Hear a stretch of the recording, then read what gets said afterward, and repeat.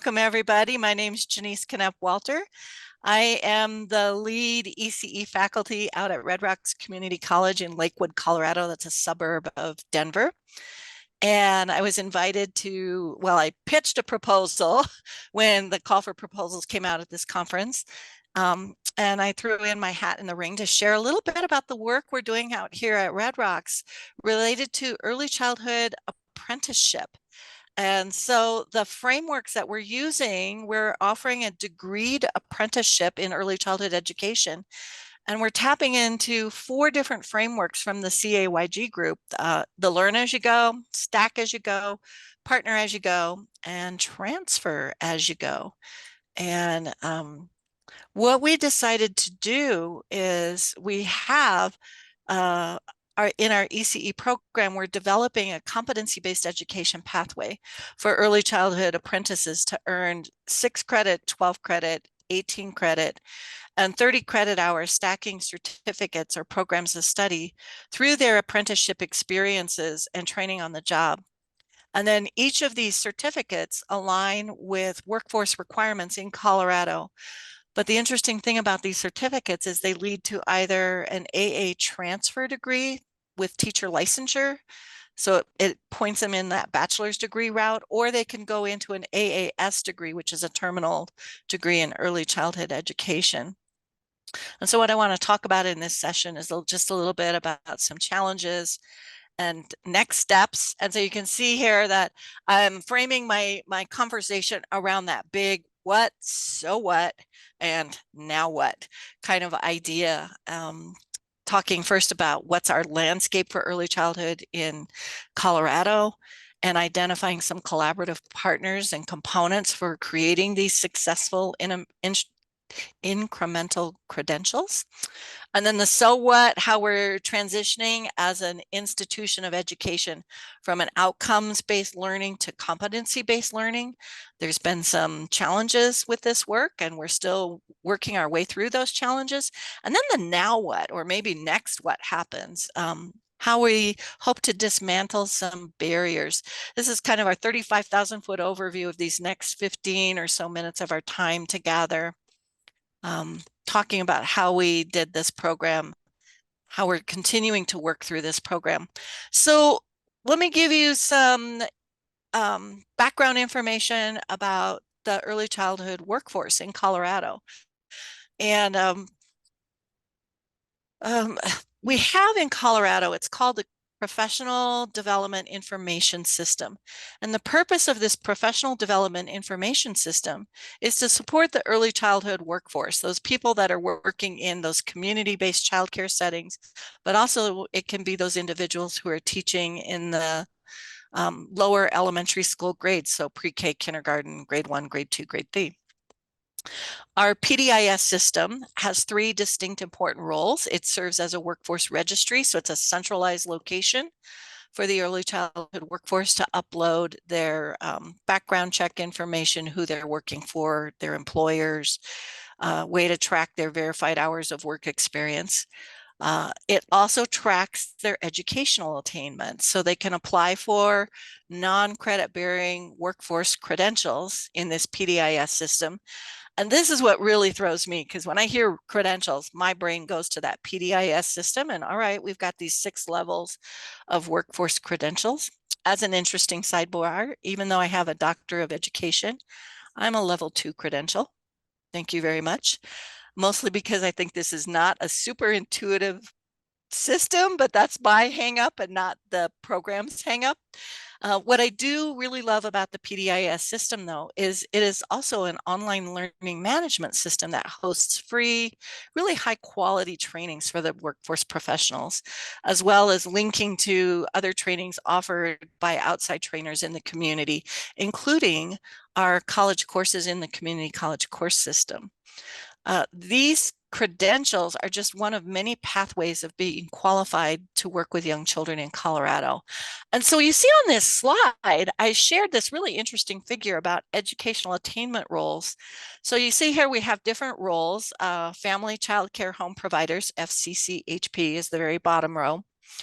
Our assistant teachers working with children birth to 2, assistant teachers working with children ages 3 to 5, lead teachers in those infant toddler classrooms, lead teachers in that 3 to 5-year-old preschool classrooms. And then we have those director roles. And what this chart is showing us, what is the level of education by role that the workforce has in Colorado? This data, the most recent information, this is from 2019, and it was just reported last year in 2022, by the time the researchers pulled all the information from the surveys. And what you see is those 3 lower roles, those assistant teacher roles and the family child care home providers, have the least amount of formal education in early childhood.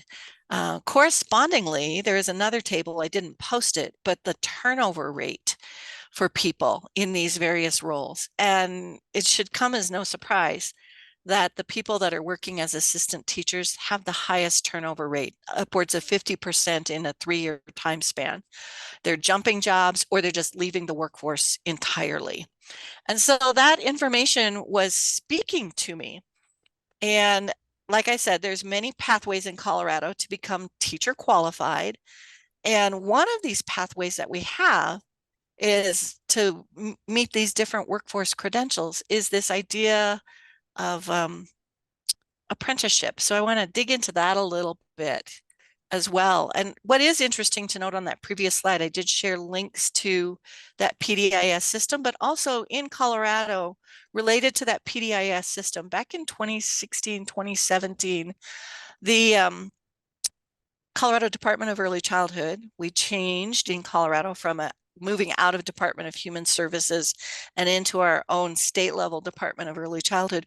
We have a set of workforce competencies, and that was a key piece of information for identifying how we can work with apprenticeship.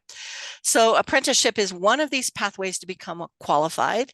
Apprenticeships are not new by any means. They are traditionally were started in the trades like auto mechanics, construction, plumbing, engineering. Mostly these are careers that are dominated by men, and they're geared towards portable workforce credentials. While historically these early childhood professional development organizations, we mostly had training funds that were coming out of Department of Human Services. Like I said, in Colorado, we started identifying ways that could we tap into these apprenticeship programs, because the funding to support the apprentices doesn't come out of Health and Human Services, but it's coming out of the U.S. Department of Labor. So these early childhood apprenticeships become a very attractive way for us to think about recruiting when we have such a huge need for early childhood teachers, assistant teachers, and directors in Colorado. And so these apprentices are working under the supervision of a site director, a program director. They are also working with a mentor teacher. So apprenticeship says that you work with a journeyman. And in early childhood education, we use a mentor teacher. And they are in this capacity of apprenticeship for a year or until they complete either a degree or complete 2,000 hours of on-the-job training as part of their apprenticeship program. Colorado is one of 6 states currently that are participating in pilot programs for developing early childhood apprenticeships. So I chose to partner with an apprenticeship program that's offered here through Red Rocks Community College. We have an ancillary department called Child Care Innovations, and Child Care Innovations holds a federally registered Department of Labor apprenticeship called the Child Care Development Specialist Apprenticeship.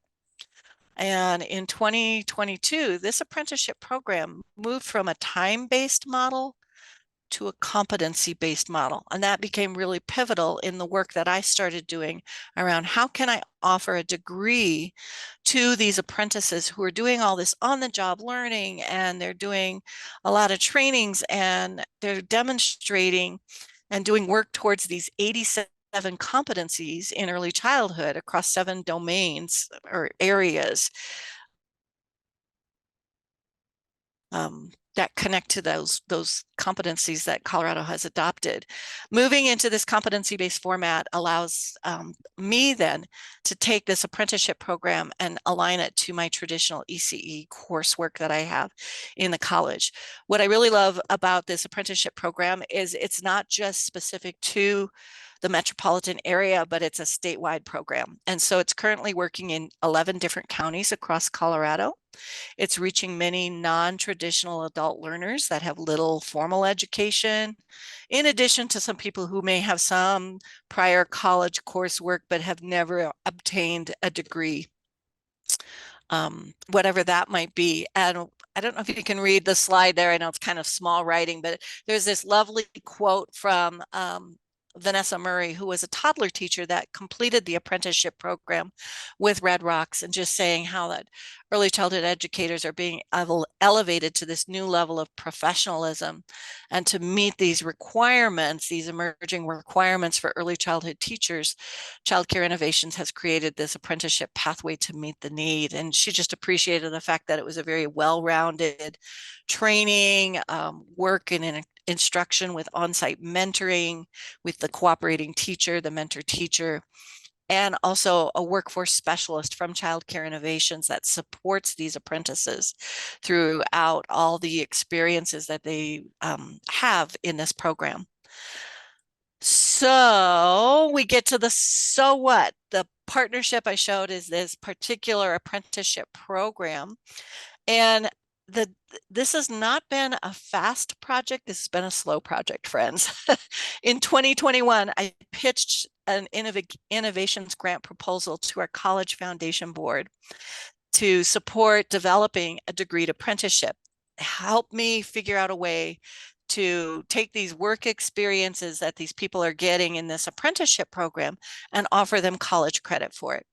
And the foundation board said, wow, this is fabulous. We love this idea. No, we're not going to fund you, because it should be something the college should just be doing anyway. And so our college academic affairs division stepped up to the plate, and they gave me some release time to work on a crosswalk of those 87 workforce competencies to course learning outcomes. 18 months later, I have completed crosswalking those competencies to 10 ECE courses in our AAS degree. And the idea here is that because it's competency-based now, these individuals can complete their learning and demonstration of competencies, and I would be able to award them college credit. So what I'm currently working on with the Childcare Innovations apprenticeship staff is to identify those specific non-credit trainings, and what are these specific artifacts, these demonstrations of competence? What does that look like in the workplace that these apprentices can then curate or gather together? And then I can have them upload them into a portfolio of evidence that I can award college credit for.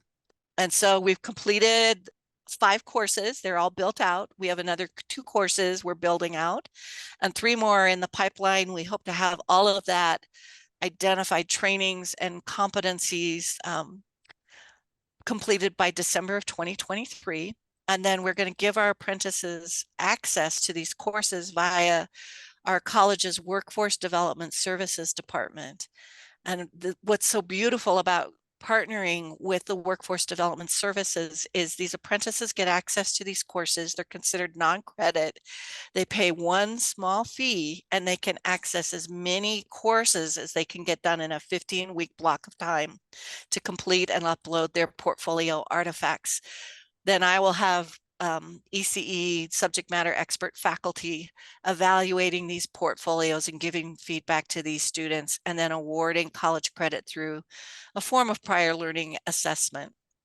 And then they get these, what's so nice about this is these students will get these certificates that you see here on the screen. My 6 credit assistant teacher certificate that aligns to that level 1 credential in the workforce credentialing system. My 12 credits early childhood education certificate, the 18 credit certificate early childhood teacher, aligns to a level 3 credential in the workforce professional development credentialing system, and then our early childhood director certificate, that's 30 credit hours. And what you see here is it's a mix, it's a hybrid competency-based education program where they take so many courses through their apprenticeship and uploading portfolio, that's how they're going to be evaluated. And then they have to take a percentage of coursework, just as what we call residency coursework in the college. And what I chose to do is for these residency courses is that these would be their practicum experiences, which means they have a certain number of clock hours they got to complete on the job anyway. So they're still doing the bulk of the learning in the workplace. The PLA process we have at the college says that they the students then they can have up to 75% of any given certificate program as PLA credit, and then the other 25% has to meet that residency coursework. But what's so nice about this on the job training piece is it's so much faster to learn. And when they have access to multiple courses and they're uploading these artifacts, they can complete at a third of the cost of one course and have anywhere from 1 to 4 courses that they could be working on. So it's significantly faster, significantly less expensive for these individuals. They're still earning the same certificates that my traditional students are learning. And so they're getting a college transcript for all of this. And while that workforce professional development information system credential is really great, it's very specific to Colorado. And we don't know if these people, if they move out of state, is that going to be recognized out of state? Where a college transcript, college credit, is recognized and is transportable outside of the state of Colorado. So that's been really great putting this all together. And yet, you know, a big project like this, you're always going to run into challenges and issues. And so these are some of the things that have on the left side that I've hit up as a little bit of roadblocks. Part of it as an institution is we have never been accredited by the Higher Learning Commission to offer competency-based education. So we had to submit applications to be able to do this work. And we're in the process of that now, getting those applications ready to go, figuring out what's the right fee to charge students. These apprentices, you know, the beautiful thing about apprenticeship is they do get pay raises at milestone points in their apprenticeship, but they're not making a lot of money. Most of them are still at minimum wage here in Colorado, which is $15 an hour. A lot of them are starting at less than $15 an hour. And so we wanted to make this very accessible fee-wise for the students, and then yet still be able to compensate the faculty who is doing this portfolio evaluation process and providing the wraparound services for these apprentices, supporting them in their uploading of their artifacts, giving them feedback where it's meaningful for them. Financial aid, we've talked about that in the larger groups earlier today in the conference. Typically our certificate programs of study, if they're less than 16 credits, they don't qualify for federal financial aid. So what are some opportunities there to help support these students to help pay for this? How do we streamline the admissions process in college? I don't know about your institutions, but man, that is a huge barrier for many of my students. I have a lot of immigrant students starting to come in and English is not their first language. And so the admissions process can be very daunting for them. The course registration process is a separate issue. So how can we streamline this admissions and registration process into this coursework? And then because I want to ultimately award an associate's degree, that means they have to take some general education courses. And is there a way that we can create opportunities in our institution to develop competency-based courses in the general education coursework that's out there in our college? And lastly, a important one for me is how do I evaluate my program outcomes? Are these apprentices getting the same equitable learning, same kind of learning that my traditional student is? So is my program doing what it's supposed to be doing? And then how can I work on that? So some of the creative strategies we've had around this is, oh gosh, especially because we're working with apprenticeship, is the fact that the apprenticeship program pays for the the apprentices trainings. So those non-credit trainings, if there's a fee associated with those trainings, it pays for that. And they can tap into, because they're federally registered, they can tap into the workforce centers, the WIOA dollars, WIOA, that's the Workforce Innovation and Opportunity Act dollars that's distributed through Department of Labor. And that will pay for this process for these people to come in and upload those portfolios for evaluation. So that was a huge win to know that these individuals, even though they may not be able to access financial aid, there are other ways and means to offset the cost of this program for them. When we're talking about working with accreditation and college transcripts, just knowing who to talk to at the institution. You know, I'm faculty. I have a pretty narrow focus. And I know my people in academic affairs, but it's really asked me to develop relationships and partnerships with people in student success services, in business services, in student records. And so knowing who to talk to and who to bring to the table to have conversations around the more logistical pieces of creating this kind of program has been a learning curve, but it's also been a great networking opportunity. And then when we talk about like, how can we offer more competency-based coursework? Our institution has been charged by our provost to create more competency-based education coursework. And that's a mind shift for faculty. And so one way that we're addressing this is we got this lovely Credentialing Pathways Technical Assistant Grant that was awarded in August to us by the Colorado Department of Higher Ed. And this is helping us pay for creating a professional learning community, a multidisciplinary professional learning community, just to explore questions and challenges in competency-based education. What is it? How do we go about doing this? How do we shift from outcomes-based to competency-based education? And then the TA grant is also helping us cover some costs related to our HLC application, and we'll cover the offset some of the cost of a site visit that that application is going to trigger. It's also helping us create and think about what are the mechanisms we're going to do program evaluation with these apprentices. What kind of surveys are we going to build? How are we going to get that information shared out? Collecting that data for all of that. I have to say that having a network like CAYG has been phenomenal. Getting my hands on the playbooks to think about some of these things, that's been super helpful. The partnership with our workforce development services here at the college has been super helpful, that they can be the outward facing to the student's entity for accessing this coursework. And then the other shout out I want to give is to the Competency-Based Education Network, the CBEN Resource Library. They have a really great guide in there that talks about how it's really that one that pointed me into how do you develop relationships and knowing who to ask to the table to cover certain pieces of just building out a program of this nature. And so all of these have been super, super helpful. They've what I've learned through so much in the last 2 years and what I'm continuing to lean on. And this leads me to that last piece that I want to talk about, the now what, or what happens next with this recruitment pathway. We currently have 2 small cohorts of apprentices that are signing on to this program. And we're actually going to do an 8-week pilot starting in October. Stephanie, super excited about sharing that with you. Our academic affairs said, yeah, let's do this. Let's put it out there and see what this first little pilot's going to look like.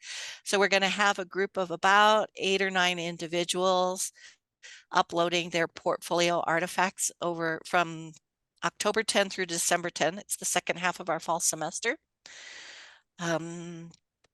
We are working with expanded apprenticeship opportunities that are coming our way through Colorado Department of Early Childhood.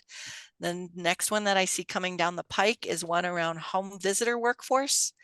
They want to create an apprenticeship with our Child Care Innovations program, and then they're going to look at me to say, and do you think we can crosswalk some coursework into that apprenticeship And then the really exciting one is our state legislature passed Senate Bill 23087, looking at building out teacher degree apprenticeships. This is talking about teacher licensure with Department of Ed.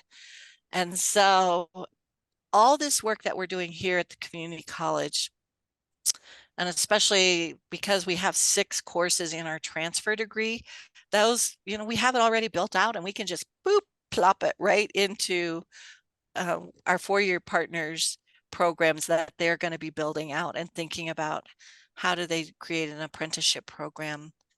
And so I'm really excited to see what that is. The future of this work, it's continuing to evolve, especially in early childhood education. I like that it's on-site work. I love that it's relational work because it's a very relational profession.